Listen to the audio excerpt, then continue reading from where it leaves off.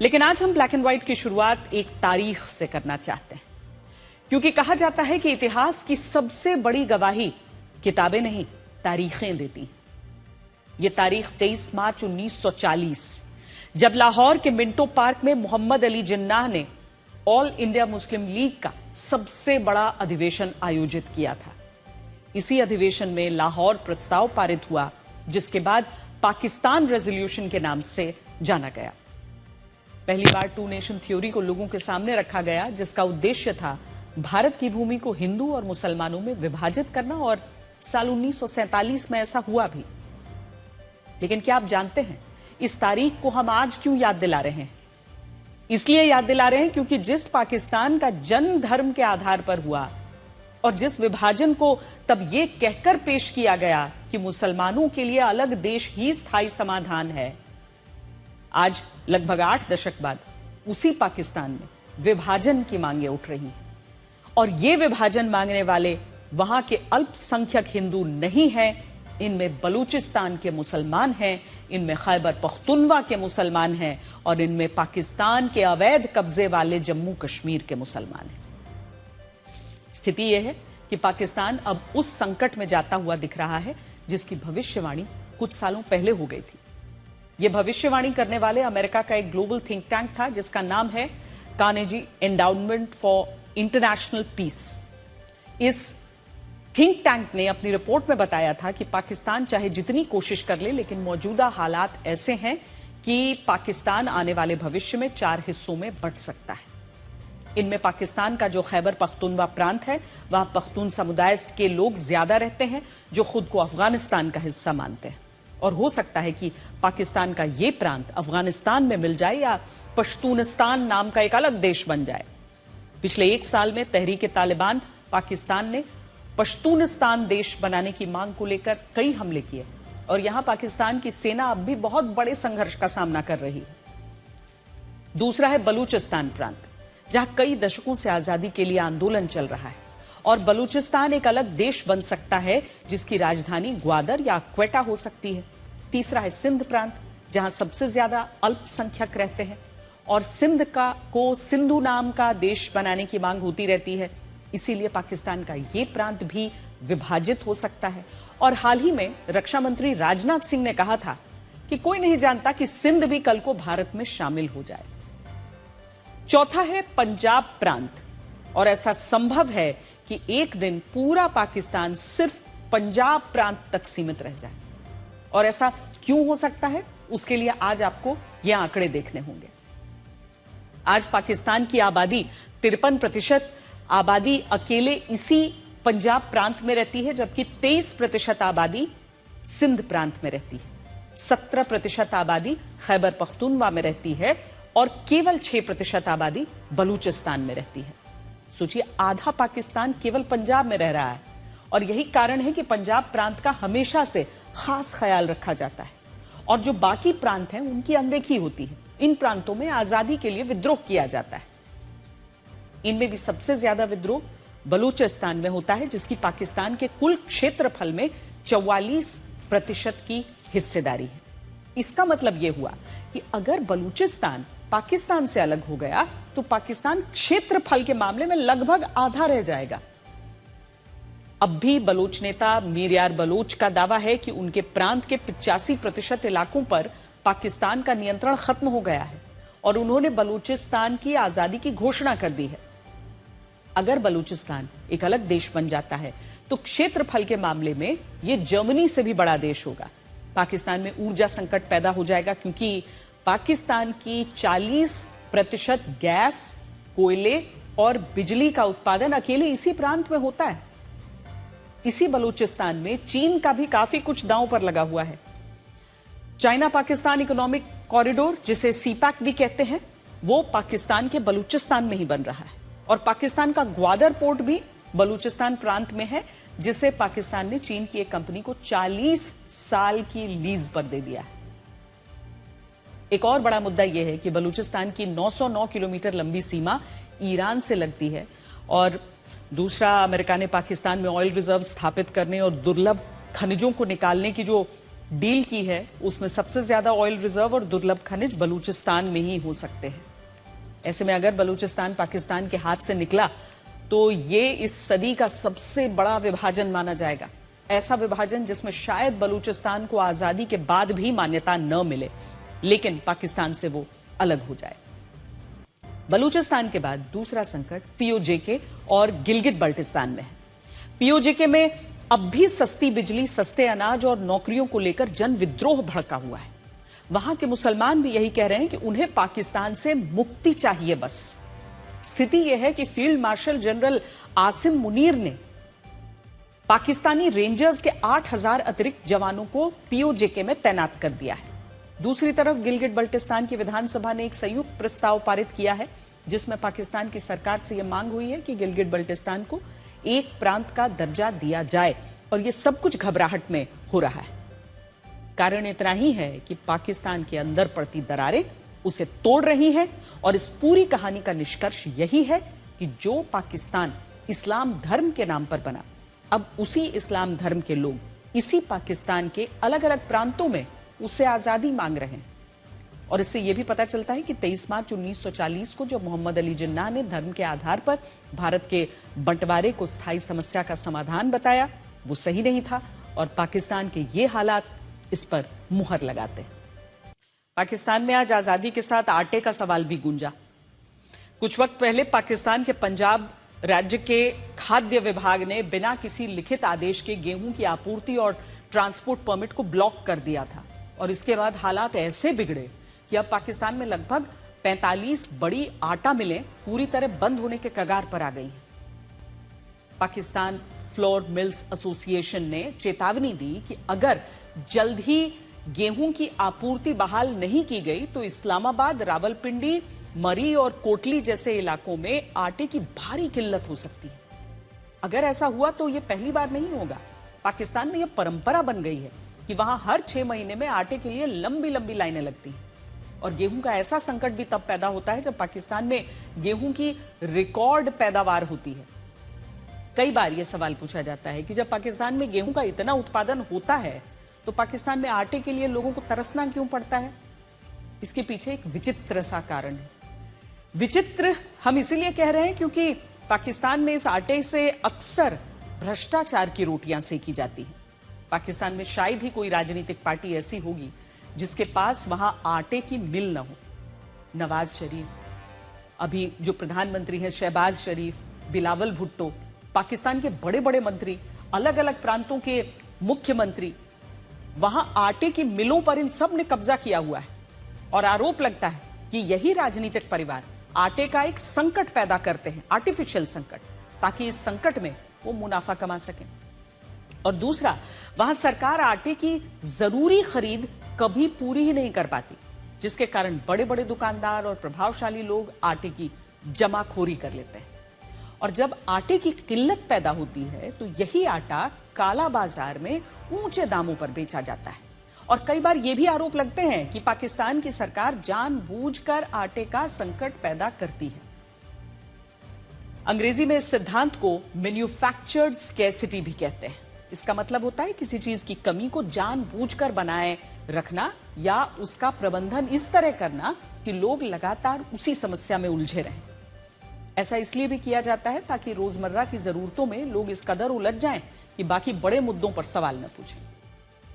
यह तरकीब कई देशों में अपनाई जाती है, लेकिन पाकिस्तान इसमें अव्वल रहता है, और यही कारण है कि पाकिस्तान के लोग फिर से पूछ रहे हैं आटा कहां मिलेगा।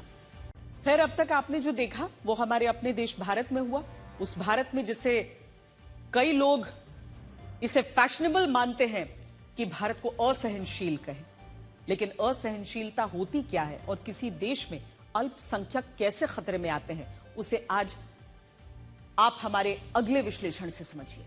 कल हमने आपको बताया था कि बांग्लादेश की निर्वासित लेखिका तस्लीमा नसरीन करीब 20 साल बाद कोलकाता वापस लौट रही हैं। उन्हें कोलकाता और उससे पहले बांग्लादेश इसलिए छोड़ना पड़ा था क्योंकि इस्लामिक कट्टरपंथियों ने उनका विरोध किया था और उनके मशहूर उपन्यास लज्जा के खिलाफ फतवे भी जारी किए थे।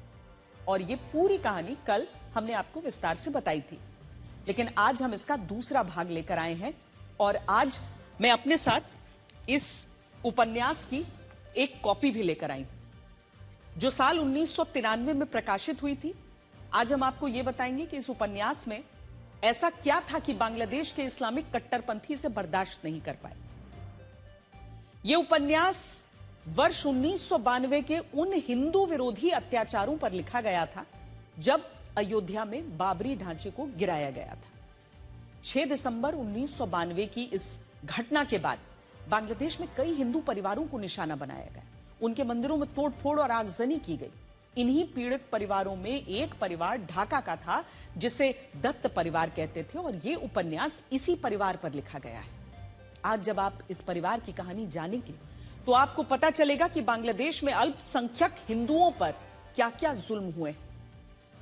जिस दत्त परिवार की इसमें कहानी लिखी है उसमें कुल 4 लोग थे। सुधामय दत्त, उनकी पत्नी किरणमयी दत्त, उनके बेटे सुरंजन दत्त और बेटी नीलांजना दत्त। यह परिवार पहले बांग्लादेश के मैमनसिंह जिले में रहता था और यह वही जिला है जहां पिछले साल दीपू चंद्र दास की मॉब लिंचिंग हुई थी। तस्लीमा नसरीन ने इस हिंदू परिवार पर यह उपन्यास इसीलिए लिखा क्योंकि वो भी इसी मैमनसिंह जिले से थी और वो बताती हैं कि यह हिंदू परिवार बहुत पहले मैमनसिंह जिले से राजधानी ढाका आ गया था।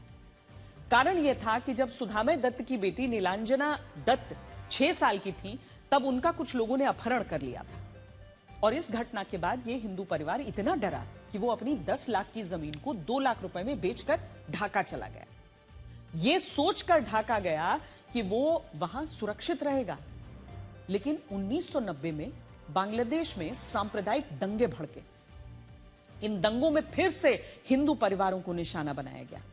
उस समय कमाल नाम के मुस्लिम व्यक्ति ने इन दंगों में इस हिंदू परिवार की जान बचाई और यहां से इस हिंदू परिवार को यह लगा कि वो अपने मुस्लिम पड़ोसियों पर भरोसा कर सकते हैं। लेकिन फिर 2 साल बाद जब अयोध्या में विवादित ढांचे को गिराया गया तो दोबारा से हिंदुओं के खिलाफ वहां पर खून खराबा शुरू हो गया। उस वक्त इस हिंदू परिवार के लोग यही सोच रहे थे कि उन्हें कुछ नहीं होगा, यह देश उनका भी है, इसीलिए वो भी मुसलमानों की तरह सड़कों पर पूरी आजादी के साथ घूम सकते हैं। लेकिन 7 दिसंबर 1992 को इस हिंदू परिवार के घर के बाहर एक जुलूस निकला। इसमें कई मुसलमान ये नारा लगा रहे थे कि 1-2 हिंदू को पकड़ो और सुबह शाम नाश्ता करो। जब इस परिवार ने इन नारों को लगाने वाले मुसलमानों का चेहरा देखा तो उन्हें पता चला कि ये सारे उन्हीं के मोहल्ले के हैं। इनमें आसपास रहने वाले जब्बार, रमजान, आलमगीर, कबीर और अबेदीन जैसे लड़के थे जो सुरंजन दत्त से परिचित थे। इसके अगले दिन जब सुरंजन दत्त अपने घर से बाहर जाने की हिम्मत करता है तो वो ये देखते हैं कि कई लड़के एक समूह में खड़े होते हैं। वो सुरंजन को देखकर ये कहते हैं कि हिंदू है, पकड़ो। यानी इस हिंदू परिवार को उसके परिचित और पड़ोसी मुस्लिम परिवारों ने ही असहाय छोड़ दिया। और इनमें भी जो मुस्लिम लड़के इस हिंदू परिवार को मारना चाहते थे उनमें भी आलम नाम का एक लड़का चंदा लेने के लिए उनके घर आता था। यह वही क्षण था जब इस हिंदू परिवार को समझ आया कि उन्हें कोई मुसलमान बचाने नहीं आएगा। और यही सोचते हुए सुरंजन दत्त ने अपने बचपन की वो घटना याद की जब 7वीं कक्षा में फारूक नाम का उसका दोस्त अपने टिफिन में गोमांस लेकर आया था और जानबूझकर उसने ये गोमांस सुरंजन दत्त को खिला दिया था। इस घटना को याद करते ये हिंदू परिवार दंगों के वक्त खूब डर रहा था और इसी डर के बीच वो हुआ जो बांग्लादेश में अल्पसंख्यक हिंदुओं की बेचारगी दिखाने वाला था। कुछ कट्टरपंथियों ने दंगों के दौरान इस हिंदू परिवार के घर पर हमला किया और सुधामय दत्त की बेटी का दिन दहाड़े अपहरण कर लिया। उस वक्त इस परिवार ने कई मिन्नतें की, पड़ोसी मुस्लिम परिवारों से मदद मांगी, लेकिन ये मुस्लिम परिवार इस हिंदू परिवार को ऐसे देखते रहे जैसे ये पागल हों, बेवजह चिल्ला रहे हैं। यहां पर इसका जिक्र करते हुए तस्लीमा नसरीन लिखती हैं कि किरणमयी के दरवाजा खोलते ही अचानक 7 युवक धड़ाम से अंदर घुसे। उनमें से 4 के हाथों में मोटी मोटी लाठियां थीं, बाकी के हाथों में क्या है देखने से पहले ही किरणमयी को लांघते हुए वो अंदर घुस आए। उनकी उम्र 21-22 की होगी। 2 के माथे पर टोपी थी, पजामा कुर्ता पहने हुए थे, बाकी 3 पैंट शर्ट में थे। अंदर घुसकर किसी से कुछ बोले बिना टेबल, कुर्सी, कांच की अलमारी, टेलीविजन, रेडियो, बर्तन, किताब, ड्रेसिंग टेबल, कपड़ा लत्ता, पेडेस्टल फैन, जो कुछ सामान मिला उन्मादी की तरह तोड़ने लगे। आखिर में जब इस परिवार को पता चला कि किसी व्यक्ति ने उनकी बेटी की लाश को पास के एक इलाके में देखा है तो यह हिंदू परिवार इतनी भी हिम्मत नहीं कर सका कि वो उसे देखने जाए। इस परिवार ने आखिर में यह तय किया कि बांग्लादेश ने कभी उन्हें अपना माना ही नहीं और इसी के बाद वो भारत जाने के लिए तैयार हुए। और सोचिए, यही वो कहानी है जो कट्टरपंथियों को उस जमाने में इतनी चुभी कि पहले वहां की सरकार ने इस किताब पर प्रतिबंध लगाया, बाद में तस्लीमा नसरीन को देश छोड़ने के लिए कह दिया। और सोचिए, ये सब हिंदुओं के साथ उस बांग्लादेश में हुआ जिस बांग्लादेश का निर्माण इसी भारत ने कराया था। हालांकि अब तस्लीमा नसरीन 20 साल बाद 1 अगस्त को कोलकाता लौट रही हैं और इस दौरान बंगाल के मुख्यमंत्री शुभेंदु अधिकारी खुद उनका स्वागत करेंगे। कई बार लगता है कि धर्म की ये लड़ाई राजनीति तक ही सीमित होगी, लेकिन हकीकत में ऐसा नहीं होता। 20 तारीख को न्यूयॉर्क में अर्जेंटीना और स्पेन के बीच फुटबॉल वर्ल्ड कप का फाइनल मैच खेला जाएगा। लेकिन जानते हैं इस मैच से पहले पूरी दुनिया में और खासकर मुस्लिम देशों के मीडिया और सोशल मीडिया पर क्या चर्चा हो रही है? चर्चा यह हो रही है कि अर्जेंटीना के कप्तान लियोनेल मेसी इजरायल का समर्थन करते हैं और इसीलिए मुसलमानों को फुटबॉल वर्ल्ड कप के फाइनल मैच में मेसी की टीम का नहीं बल्कि स्पेन का समर्थन करना चाहिए। यानी यहां भी धर्म। लियोनेल मेसी आमतौर पर राजनीति और विवादों से दूर रहते हैं। मैदान पर अपनी शानदार प्रतिभा के लिए पहचाने जाने वाले मेसी ने अपने पूरे करियर में बहुत कम मौकों पर राजनीतिक बयान दिए हैं, लेकिन पिछले कुछ वर्षों में मेसी का नाम कई बार इजरायल, यहूदी समुदाय और जियोनिज्म से जुड़े विवादों में खींचा गया। कुछ इजरायल विरोधी समूहों ने उनके पुराने कार्यक्रमों और संपर्कों को लेकर सवाल उठाए, जबकि कई इजरायली प्रशंसक उन्हें समर्थन देने वाले खिलाड़ी के तौर पर देखते हैं। हालांकि सबसे पहले यह समझना जरूरी है कि लियोनेल मेसी यहूदी नहीं है, वो कैथोलिक ईसाई हैं और वो अपने गोल का जश्न अक्सर आसमान की ओर देखकर मनाते हैं, जो उनकी दिवंगत दादी सेलिया के प्रति श्रद्धा का प्रतीक माना जाता है। हालांकि फिर भी उन्हें इजरायल से जोड़ा जाता है और कारण यह है कि 2013 में मेसी ने इजरायल में होने वाले मैकाबिया गेम्स के लिए अर्जेंटीना की यहूदी टीम को शुभकामना संदेश भेजा था। मैकाबिया गेम्स को अक्सर यहूदी ओलंपिक कहा जाता है, जिसमें दुनिया भर के यहूदी खिलाड़ी हिस्सा लेते हैं। इसके बाद 2013 में बार्सिलोना फुटबॉल क्लब के साथ मेसी इजरायल के दौरे पर गए थे। इस दौरान उन्होंने जेरूसलम स्थित वेस्टर्न वॉल का दौरा किया और यह दौरा इजरायली और फिलिस्तीनी बच्चों के बीच शांति और खेल को बढ़ावा देने के उद्देश्य से किया गया था। इस दौरान बार्सिलोना टीम ने इजरायली और फिलिस्तीनी बच्चों के लिए फुटबॉल कैंप लगाए, इजरायल के नेताओं से मुलाकात की, लेकिन इन्हीं तस्वीरों को लेकर बाद में मेसी को कुछ लोग इजरायल का एजेंट बताने लगे। 2014 में पोप फ्रांसिस की पहल पर रोम में एक मैच फॉर पीस आयोजित किया गया था। इसका उद्देश्य था इजरायल और फिलिस्तीन के बीच शांति का संदेश देना। मेसी ने इस पहल का समर्थन किया था, हालांकि चोट के कारण मैच नहीं खेल पाए, जिससे उनकी मंशा पर फिर सवाल उठाए गए। और सवाल उठाने का कारण यह था कि इस मुकाबले में दुनिया के कई बड़े खिलाड़ी शामिल हुए थे, लेकिन मेसी इसमें नहीं आए थे। 2016 में भी मेसी एक विवाद में तब फंस गए जब उन्होंने अपने फुटबॉल जूते एक चैरिटी के लिए दान किए। मिस्र में कुछ लोगों ने इसका विरोध किया और उन पर यह आरोप लगाया कि वो इजरायल समर्थक हैं। मिस्र फुटबॉल फेडरेशन के एक अधिकारी ने भी मेसी की आलोचना की। हालांकि इस पूरे विवाद में एक गलत दावा भी सामने आया कि मेसी यहूदी है। सच्चाई यही है कि मेसी कैथोलिक ईसाई हैं, यहूदी नहीं है, और यह कई रिपोर्ट्स में लिखा गया है। लेकिन फिर भी लियोनेल मेसी को इजरायल और यहूदी बताकर उनके खिलाफ दुनिया में एक कैंपेन चल रहा है और ज्यादातर मुस्लिम देश स्पेन का समर्थन कर रहे हैं। और ऐसा इसलिए भी किया जा रहा है क्योंकि स्पेन के फुटबॉल खिलाड़ी लामिन यमाल फिलिस्तीन का समर्थन करते हैं और मैच के दौरान पहले मैदान पर फिलिस्तीन का झंडा भी लहरा चुके हैं। यानी कहानी अब यह हो गई है कि अर्जेंटीना और स्पेन के फाइनल मैच को इजरायल बनाम फिलिस्तीन की लड़ाई का केंद्र बना दिया गया है और इसमें भी लियोनेल मेसी को लेकर खूब झूठ फैलाए जा रहे हैं। आगे बढ़ते हैं, आपको यह बताते हैं कि कोई व्यक्ति कट्टरपंथी बन सकता है या नहीं, इसका सटीक अनुमान कैसे लगाया जा सकता है।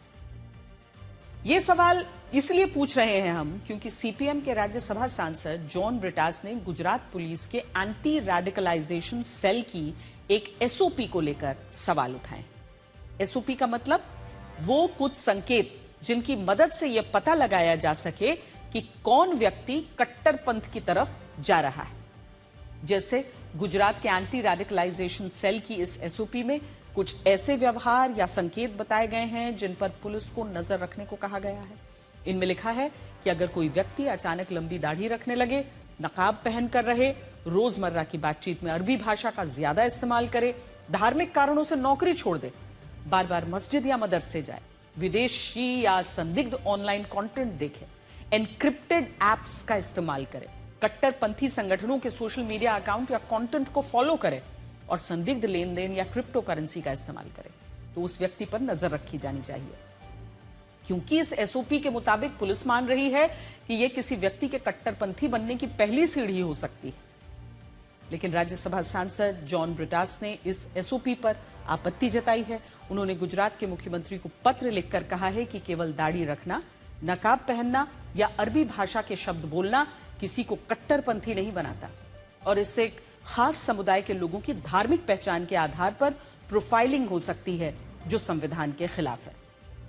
जबकि गुजरात सरकार और पुलिस का पक्ष यह है कि इन एसओपीज का उद्देश्य किसी धर्म या समुदाय को निशाना बनाना नहीं है और यह केवल आशंकित कट्टरपंथी गतिविधियों की शुरुआती पहचान के लिए दिशा निर्देश हैं। पुलिस यह भी भरोसा दे रही है कि किसी व्यक्ति पर कार्रवाई केवल दाढ़ी, नकाब या धार्मिक आचरण के आधार पर नहीं होगी, बल्कि कई संकेतों और खुफिया जानकारी को मिलाकर ही आगे की जांच की जाएगी। यह सवाल सुरक्षा और खुफिया एजेंसियों के लिए हमेशा से रहा है कि वो कट्टरपंथ की तरफ जाने वाले संदिग्धों की पहचान कैसे करें। जब वो ऐसे लोगों के लिए एक प्रोफाइलिंग करती है या उनके व्यवहार और संकेतों के लिए कोई एसओपी बनाती है, तो उन पर ऐसे ही विवाद होता है। और विवाद का एक कारण यह भी है कि कई बार ये एसओपी धर्म के आधार पर लोगों की प्रोफाइलिंग करती है। लेकिन ऐसा होता क्यों है, वो भी समझिए। जो लोग कट्टरवाद की तरफ जाते हैं वो किसी न किसी धर्म से ही होते हैं। उनके कट्टरपंथ का संकेत उनके व्यवहार से पता चलता है। यही कारण है कि पुलिस और एजेंसियां ऐसे संकेतों को अपने लिए मददगार मानती हैं और ये भी पूछती हैं कि अगर उन्हें धार्मिक कट्टरवाद रोकना है तो वो बिना ऐसे लोगों की प्रोफाइलिंग के कैसे काम करें। और ये चुनौती सिर्फ भारतीय एजेंसियों के सामने नहीं है। यूरोपियन यूनियन ने भी ऐसी एसओपी बनाई है जिसे किसी व्यक्ति की धार्मिक प्रोफाइलिंग हो सकती है और वहां है इस पर विवाद हुआ है। लेकिन दुनिया भर की खुफिया और सुरक्षा एजेंसियां यही सवाल पूछती हैं कि जब कट्टरवाद धर्म के आधार पर फैलता है तो वो इसकी एसओपी कैसे बनाए। जब इस एसओपी को लेकर इतना विवाद है, तभी गुजरात से एक ऐसी खबर आई है जिसमें कुछ संदिग्ध आतंकी न सिर्फ बम बना रहे थे बल्कि उनका बमों में विस्फोट करके उनका परीक्षण भी कर रहे थे।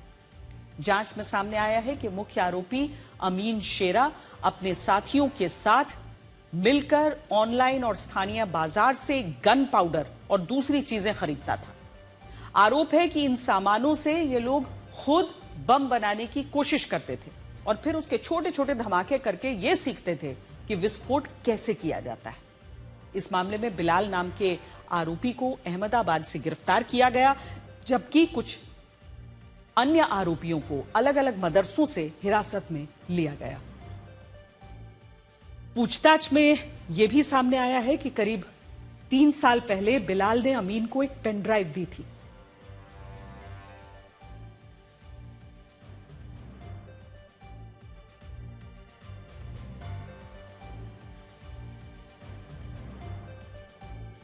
और उसमें जैश ए मोहम्मद के सरगना मौलाना मसूद अजहर के भाषण और कट्टरपंथी वीडियो मौजूद थे। जांच एजेंसी का कहना है कि अभी एक ऐसा कोई सबूत नहीं मिला है कि आरोपियों को किसी आतंकी संगठन से सीधे धमाका करने का आदेश मिला था। आरोप है कि वो अपने स्तर पर बम बनाने और उसका परीक्षण करने की कोशिश कर रहे थे। इनमें भी जांच की सबसे बड़ी कड़ी पाटन जिले के जमिया अब्दुल हसन वक्फ मदरसे तक पहुंच गई है। जांच एजेंसियों का दावा है कि गिरफ्तार आरोपियों से पूछताछ में पता चला है कि इसी मदरसे में बम बनाने की प्रैक्टिस की जाती थी और आरोप है कि पास की नदी के किनारे जाकर छोटे छोटे विस्फोट करके उनका परीक्षण भी किया जाता था।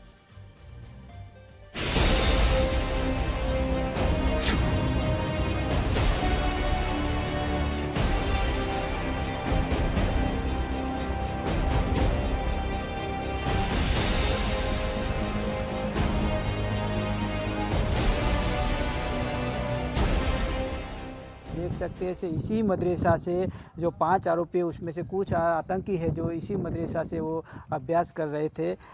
संदिग्धों को गिरफ्तार करने के बाद जांच एजेंसी ने दावा किया है कि आरोपी प्रतिबंधित संगठन जैश ए मोहम्मद की विचारधारा का प्रचार प्रसार कर रहे थे और गुजरात में उसका नेटवर्क खड़ा करने की कोशिश में भी जुड़े थे।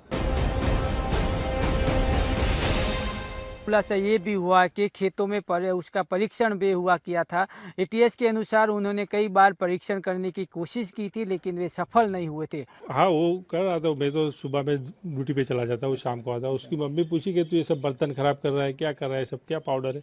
बोले ये दरख्तों के अंदर डालने के लिए पाउडर है, मैं उसको बना के चारों में डालूंगा। अगर हमारा बच्चा कसूरवार है और देश के खिलाफ काम करने जाता है तो हम बहुत दुखी है, उसके काम के साथ हम नहीं हैं।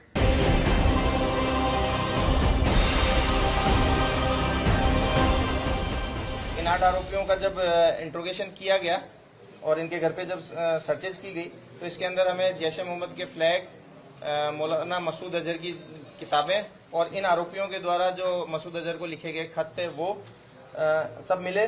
साथ साथ में टेरर फंडिंग के लिए इनके पास जो पैसा आया था उसमें से भी 1,30,000 की रिकवरी की गई। इन लोगों में डिटेल्ड इंट्रोगेशन में इनके फ़ोन के ऊपर से बहुत सारे पाकिस्तानी कनेक्शंस मिले। इन लोगों की जो टास्किंग की जा रही थी, गाड़ी परचेज करना, एक घर के आउटस्कर्ट्स में लेना, इन सब के बारे में भी जो तथ्य हैं वो ड्यूरिंग इन्वेस्टिगेशन जानने को मिले। पश्चिमी मीडिया ये दावा कर रहा है कि अमेरिका ईरान में ग्राउंड पर अपनी सेना को उतारने पर विचार कर रहा है। अब यह बहस 28 फरवरी के बाद से लगातार हुई है कि अमेरिका अपने सैनिकों को ईरान की जमीन पर उतारेगा या नहीं, और अमेरिका ने अब तक बार बार अपने इस विचार को चर्चा तक ही सीमित रखा है और अपने सैनिकों को ग्राउंड ऑपरेशन के लिए ईरान नहीं भेजा। क्यों नहीं भेजा, आज हम आपको उसी की पूरी कहानी बताएंगे। लेकिन उससे पहले यह देखिए कि अमेरिका और ईरान ने अब भी अपने हमलों को रोका नहीं है। अब जिस वक्त ये खबरें आ रही हैं कि अमेरिका ईरान में ग्राउंड ऑपरेशन के लिए अपने सैनिकों को भेज सकता है, तभी संयोगवश अमेरिका ने 23 साल बाद ईरान के पड़ोसी देश इराक से अपनी सेना को हमेशा के लिए वापस बुलाने का फैसला किया। 23 साल पहले 20 मार्च 2003 को अमेरिका ने अपने सहयोगी देशों, विशेष रूप से ब्रिटेन के साथ मिलकर इराक पर सैन्य हमला किया था। उस वक्त तत्कालीन अमेरिकी राष्ट्रपति जॉर्ज डब्ल्यू बुश ने दावा किया कि इराक के राष्ट्रपति सद्दाम हुसैन के पास वेपन्स ऑफ मास डिस्ट्रक्शन हैं, जिनमें केमिकल वेपन, संभवतः परमाणु हथियार शामिल हो सकते हैं। अमेरिका का आरोप था कि इराक इन हथियारों को छिपा रहा है और भविष्य में इनका इस्तेमाल कर सकता है या इन्हें आतंकवादी संगठनों, खासकर अल कायदा को दे सकता है। 11 सितंबर 2001 के आतंकी हमलों के बाद अमेरिका ने इसे अपनी राष्ट्रीय सुरक्षा के लिए बड़ा खतरा बताया। हालांकि संयुक्त राष्ट्र के हथियार निरीक्षकों को ऐसे हथियारों के ठोस प्रमाण नहीं मिले थे और संयुक्त राष्ट्र सुरक्षा परिषद ने इराक पर हमले की स्पष्ट अनुमति भी नहीं दी थी। इसके बावजूद अमेरिका ने यह कहते हुए सैन्य कार्रवाई शुरू कर दी कि सद्दाम हुसैन का शासन क्षेत्रीय और वैश्विक सुरक्षा के लिए खतरा है और इराक में लोकतंत्र स्थापित करना भी इस अभियान का उद्देश्य है। यानी पूरी स्क्रिप्ट वैसी ही थी जैसी आज ईरान को लेकर दिखती है। तब अमेरिकी सेना ने कुछ ही हफ्तों में इराक की राजधानी बगदाद पर कब्जा कर लिया। सद्दाम हुसैन की सरकार गिर गई। दिसंबर 2003 में सद्दाम हुसैन को गिरफ्तार कर लिया गया और बाद में इराक की एक अदालत ने उन्हें मानवाधिकार उल्लंघन के मामलों में दोषी ठहराते हुए फांसी की सजा सुना दी, जिसे 30 दिसंबर 2006 को लागू कर दिया गया। अब सोचने वाली बात यह है कि आज इस बात को 23 साल हो चुके हैं। आज तक इराक में ऐसे हथियार की पुष्टि ही नहीं हुई है जिसे लेकर अमेरिका ने दावा किया था और वहां 23 साल तक अपनी सेना को रखा। और जानते हैं इन 23 सालों में अमेरिका ने इराक में $3 ट्रिलियन खर्च किए, जो रशिया जैसे देश की जीडीपी से भी ज्यादा है। और इस इराक में इस ग्राउंड ऑपरेशन के 23 साल बाद अमेरिका यह कह रहा है कि वो 30 सितंबर तक अपने सभी सैनिकों को इराक से वापस बुला लेगा। और अजीब बात यह है कि इराक से 23 साल बाद सेना वापस बुलाने वाला यही अमेरिका ईरान में ग्राउंड ऑपरेशन करने के बारे में सोच रहा है। Well, we don't think we need the military there anymore. It's a very big operation. And what we do have is the oil companies are all going in now, and they're doing partnerships with Iraq, and they're getting along very well. The relationship is a whole big relationship where we don't need the military there. We're there to help them. We're there to protect them if need be, but we don't think that's going to be necessary. अब आपको यह बताते हैं कि America Iran के नागरिक ढांचों को निशाना क्यों बना रहा है। साल 2022 याद करिए, रूस और यूक्रेन का युद्ध चल रहा था। तब अमेरिका पहला ऐसा देश था जिसने यूक्रेन के पावर ग्रिड, बांधों, पुलों और ऊर्जा ढांचों पर हमले करने के लिए रूस की सेना की आलोचना की थी। अमेरिका ने शब्दशः कहा था, रूस अंतर्राष्ट्रीय नियमों का उल्लंघन कर रहा है, उसे रोका जाना चाहिए। इसी युद्ध के बाद रूस के राष्ट्रपति व्लादिमीर पुतिन के खिलाफ इंटरनेशनल क्रिमिनल कोर्ट ने अरेस्ट वारंट जारी किया। लेकिन अब 2022 से 4 साल आगे 2026 में आइए, जो अमेरिका यूक्रेन के नागरिक ढांचों पर रूसी हमले को अपराध बता रहा था, वही अमेरिका पिछले 5 दिनों से लगातार ईरान के पावर ग्रिड्स, पुल और ऊर्जा ढांचों को निशाना बना रहा है। जिन कानूनों का पालन अमेरिका पूरी दुनिया से कराना चाहता है, उन्हीं कानून का पालन वो खुद क्यों नहीं करता? आरोप है कि कल रात अमेरिका ने दक्षिणी ईरान के हॉर्मोज़गन प्रांत में 5 पुलों पर हमले किए, जिनमें कुल 8 लोग मारे गए। इस युद्ध में इतनी मौतें अप्रैल महीने के बाद हुई हैं और इसके बाद इस युद्ध ने और भी खतरनाक रूप ले लिया है। तो अगर अमेरिका का लक्ष्य ईरानी सेना और उसकी मिसाइल क्षमता को कमजोर करना है, तो फिर पुल, रेलवे, पानी की फैक्ट्री, पावर ग्रिड और दूसरी नागरिक सुविधाओं को निशाना क्यों बनाया रहा है? इसके पीछे अमेरिका का सबसे बड़ा तर्क यह है कि इन जगहों का इस्तेमाल डुअल यूज होता है। डुअल यूज यानी कि जो पुल, सड़कें, पावर प्लांट और वाटर ट्रीटमेंट प्लांट अभी ईरान में है, वहां उसकी सेना छिपी हुई है। और इसीलिए छिपी हुई है क्योंकि किसी भी युद्ध में नागरिक ढांचों को बहुत आसानी से निशाना नहीं बनाया जाता। इसी कारण ये नागरिक ढांचे सुरक्षित माने जाते हैं और कई बार वहां युद्ध लड़ने वाली सेनाएं शरण ले लेती हैं। अमेरिका का आरोप है कि ईरान की सेना भी यही कर रही है और वो इसके पीछे दक्षिणी ईरान का उदाहरण देता है। दक्षिणी ईरान का मतलब उस इलाके से है जो स्ट्रेट ऑफ हॉर्मुज के किनारे पर मौजूद है। अमेरिका का आरोप है कि इन्हीं इलाकों से ईरान हॉर्मुज को नियंत्रित करता है और इस नियंत्रण को कमजोर करने के लिए वो सैन्य ठिकानों में बदले इन सभी नागरिक ठिकानों को नष्ट कर रहा है। अब ये दलील अमेरिका की है, जिससे ईरान साफ इनकार करता है। ईरान कहता है कि अमेरिका उस पर बातचीत का दबाव बनाने के लिए इन नागरिक ढांचों को निशाना बना रहा है। और यह बात राष्ट्रपति ट्रंप ने खुद भी कही थी। उन्होंने एक इंटरव्यू में इसी हफ्ते कहा कि अगर ईरान बातचीत के लिए तैयार नहीं हुआ तो अमेरिका उसके पावर प्लांट्स और पुलों पर हमले करेगा। और ईरान का आरोप है कि यही हो रहा है अभी।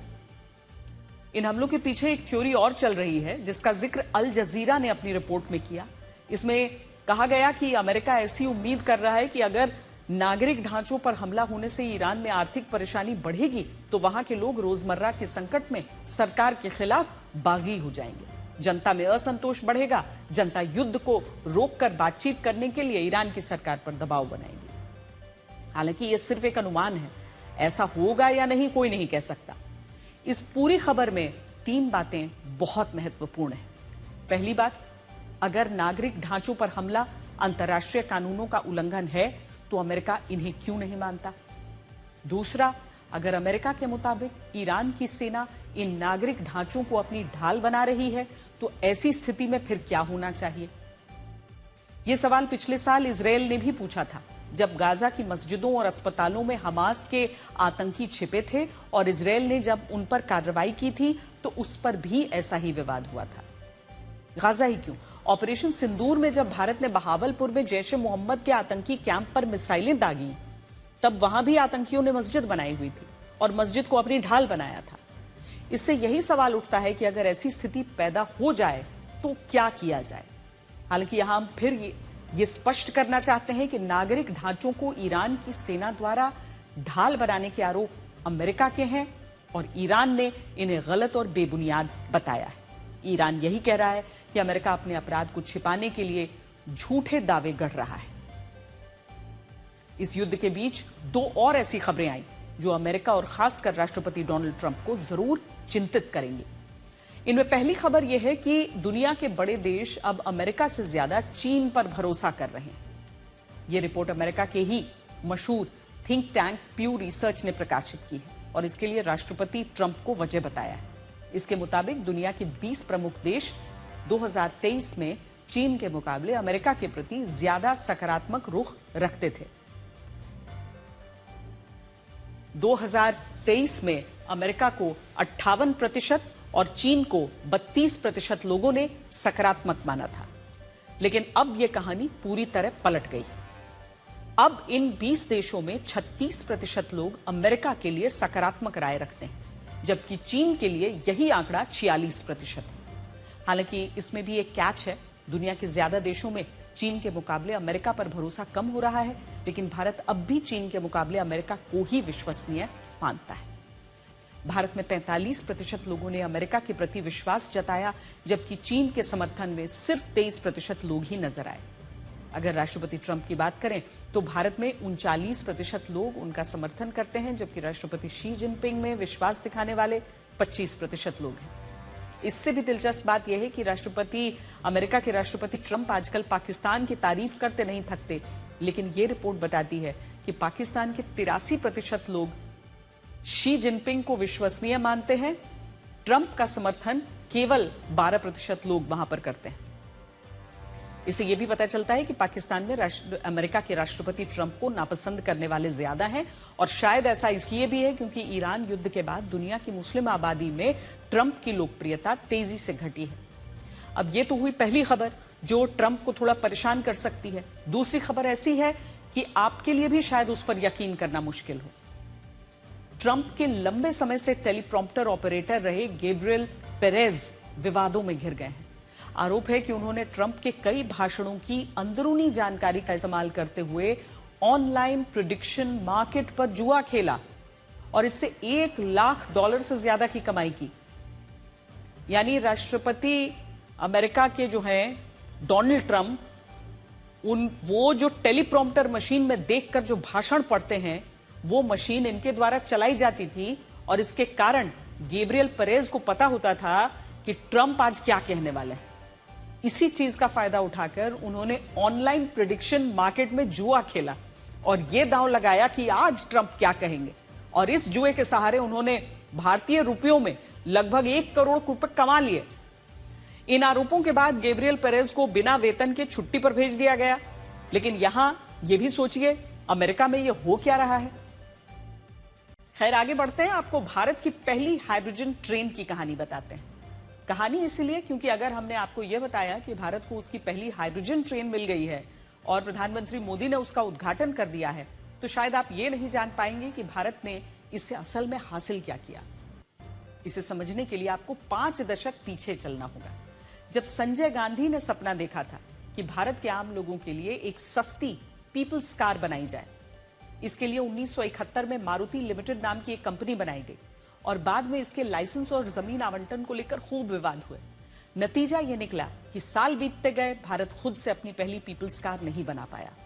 इसके लिए हमें जापान की सुजुकी मोटर कॉर्पोरेशन को अपना साझेदार चुनना पड़ा और इसके बाद विदेशी तकनीक और सहयोग से 1983 में मारुति 800 कार लॉन्च की गई। ये कहानी उस दौर की थी जब हमारे लिए खुद कोई चीज बनाना आसान नहीं था और हम विदेशी तकनीक और सहयोग पर निर्भर रहते थे। अब साल 1983 से आज के भारत में लौटते हैं और इस हाइड्रोजन ट्रेन की बात करते हैं। जब भारत ने पहली बार यह तय किया कि हमारे देश में भी हाइड्रोजन ट्रेन होनी चाहिए, तब हर बार की तरह पहला विकल्प यही था कि हम इस ट्रेन को दूसरे देशों से खरीद लें। इसके पीछे एक कारण यह भी था कि हाइड्रोजन ट्रेन का कॉन्सेप्ट बहुत ज्यादा पुराना नहीं था। सिर्फ 10 साल पहले 2016 में दुनिया की पहली हाइड्रोजन ट्रेन को एक प्रदर्शनी में पेश किया गया। 2 साल बाद 2018 में जर्मनी दुनिया का पहला ऐसा देश बना जिसने हाइड्रोजन ट्रेन का संचालन शुरू किया और डीजल ट्रेनों का इन्हें विकल्प बनाया। इसके बाद फ्रांस, इटली, चीन और जापान में पायलट प्रोजेक्ट या सीमित स्तर पर ऐसी हाइड्रोजन ट्रेनें चलाई गई और ये क्लब केवल इन्हीं देशों तक सीमित रहा। अब भारत अगर पुराने तरीकों से सोचता तो हम अपनी पहली हाइड्रोजन ट्रेन चलाने के लिए इनमें से किसी देश के पास जाते और इनसे हाइड्रोजन ट्रेन को खरीदने का करार करते। लेकिन भारत ने ऐसा नहीं किया। भारत ने तय किया कि हम ये ट्रेन खुद बनाएंगे। भारतीय रेलवे ने हाइड्रोजन फॉर हेरिटेज कार्यक्रम के तहत इस परियोजना की शुरुआत की। 2022-23 में पहली बार घोषणा की गई कि भारतीय रेलवे अपने नेटवर्क पर हाइड्रोजन ट्रेन्स को विकसित करेगा ताकि भविष्य में रेल नेटवर्क का कार्बन उत्सर्जन कम किया जा सके। ये बात बहुत ज्यादा पुरानी नहीं थी। सिर्फ 4 साल पहले ही भारत ने ऐसी ट्रेन को बनाने की योजना तैयार की थी और आज 4 सालों में देश का पहला हाइड्रोजन ट्रेन सेट तैयार हो चुका है। और जानते हैं ये महत्वपूर्ण क्यों है? 8 साल पहले जर्मनी ने जो दुनिया की पहली हाइड्रोजन ट्रेन चलाई वो 742 करोड़ रुपए की थी। अगर हम उस ट्रेन को खरीदने जाते तो शायद उसमें काफी वक्त लग जाता और पैसा भी खूब खर्च होता।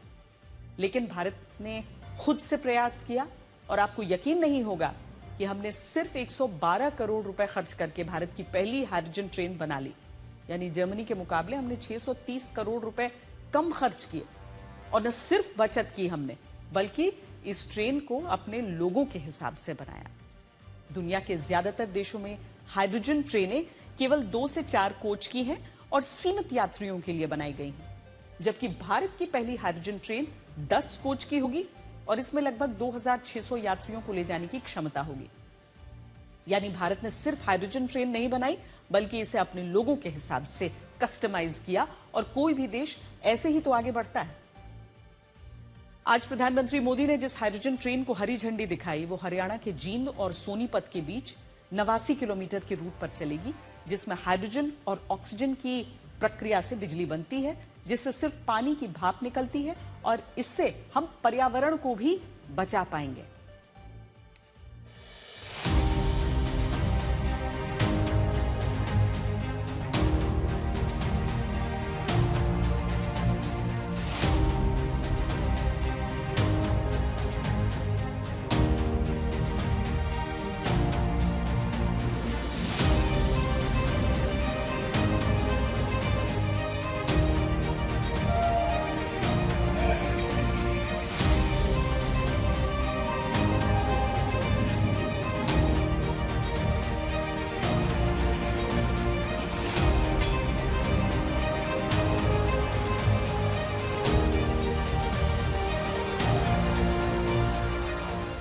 पहली ऐसी ट्रेन है जो हाइड्रोजन फ्यूल पर चलेगी। और इस ट्रेन की अगर खासियत की बात करें तो इसमें 10 डब्बे हैं, 8 ट्रेन कार हैं, 2 इंजन हैं और ये जो इंजन हैं वो पूरी तरह से हाइड्रोजन फ्यूल के ऊपर काम करते हैं। इसमें एक केमिकल रिएक्शन होता है जो हाइड्रोजन, ऑक्सीजन और एक मेम्ब्रेन के मिलने के बाद बनता है और इस केमिकल रिएक्शन से बिजली का उत्पादन होता है और उसी बिजली से ये ट्रेन चलती है। जींद से सोनीपत के बीच में ये ट्रेन चलने जा रही है, जिसकी मैक्सिमम स्पीड 130 किलोमीटर प्रति घंटा है। फिलहाल अगर हम बात करें तो इसको 75 किलोमीटर प्रति घंटे पर सेट किया गया है और इस ट्रेन में 2600 यात्री एक बार में ट्रैवल कर सकते हैं। ये पहली ऐसी ट्रेन है जो सबसे क्लीन फ्यूल पर चलने वाली है, जो हाइड्रोजन का इस्तेमाल करके इस ट्रेन को चलाया जाता है। इसमें सिर्फ 2 चीजें निकलती हैं। अगर बाय प्रोडक्ट्स की बात करें वो है वाटर वेपर और हीट। इसके अलावा किसी भी तरह का कोई पोल्यूशन इस ट्रेन से नहीं होता है और क्लीनेस्ट मोड ऑफ ट्रांसपोर्टेशन में ये ट्रेन शुमार हो जाती है। अब यहाँ इस बदलाव को भी देखिए कि भारत अब कच्चे तेल और नेचुरल गैस के ऐसे विकल्प तैयार कर रहा है जो उसकी ऊर्जा निर्भरता को भी कम करेंगे और जो ग्रीन इकोनॉमी को भी मजबूत करेंगे। जैसे आज पेट्रोल में इथेनॉल को मिलाया जा रहा है जो गन्ने, धान और मक्के से बनता है। डीजल में इसोब्यूटानॉल मिलाने का प्रस्ताव है जो कम कार्बन उत्सर्जन करता है। गाड़ियों को भी इलेक्ट्रिक मोबिलिटी पर शिफ्ट किया जा रहा है, जिसमें गाड़ियां भी अब इलेक्ट्रिक आ रही हैं और बिजली में भी न्यूक्लियर पावर और सोलर एनर्जी को विकल्प बनाया गया है, जिससे कोयला कम जलाना पड़े।